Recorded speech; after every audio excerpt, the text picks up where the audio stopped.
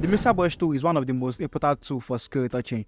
It's also tricky because if you don't get the settings right, it can be frustrating and it can also ruin your image. So I'm just going to reset my mixer brush settings right now and show you how you can get the correct mixer brush settings for skin retouching. So let's set it. So once I pick my mixer brush tool, just come here, change the brush to a soft round brush. It's very important. So if it's on hard brush, make sure you change it to a soft round brush. So after that, come to this box right here and click on this angle right here, this drop down angle, and change it to a clean brush. Very, very important.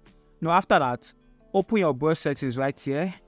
So once you click on this brush setting, it's going to open your brush settings.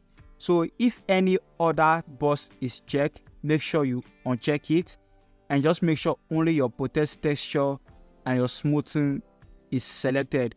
With the mixer brush tool selected, make sure only smoothing and protect texture is selected for your brush settings. Alright, it's very, very important. Another important setting you need to know is this place right here. So make sure this clean brush after each stroke is selected, not this one.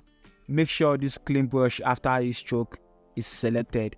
So those are the most important settings for the mixer brush tool. Now it's time to set the values of the wet, the load, the mix, and the flow right here. Alright, now for me, my wet is always set to 30, okay, and my load is always set to 20.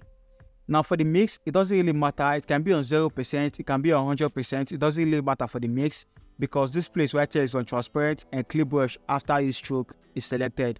Alright, and for my flow, it's always set to 30%, and this place right here is always on 10. And sample layer is selected because I'm working on an empty layer, and if I want to work directly on the low frequency, I'm going to uncheck this sample layer right here. Now let's try this settings and see if it's going to work. But first, I'm going to remove the blemishes from this image. So I'll just come to my filter right here, click on retouch on me, and click on heal right here.